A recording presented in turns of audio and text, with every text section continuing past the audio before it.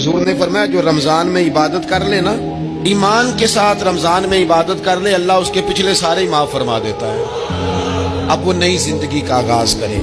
جس نے شب قدر پہ رو رو کے توبہ کی ہے، وہ رمضان کے بعد کرپشن چھوڑ دے، جھوٹ چھوڑ دے، بددیانتی چھوڑ دے، دل دکھانا چھوڑ دے۔ جس نے رمضان میں روزے رکھے، تراویح پڑھی ہے، وہ نئی زندگی کا آغاز کرے۔ خدا کی رحمت سے گناہ معاف ہو گئے، اب وہ آگے بڑھے۔ بلاوا آئے گا ہم کو، مدینے ہم بھی جائیں گے،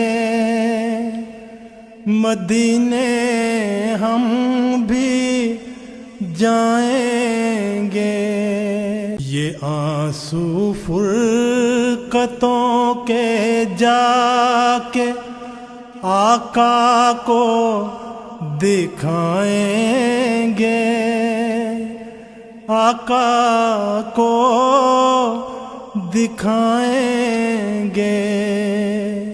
یہ آنسو فرقتوں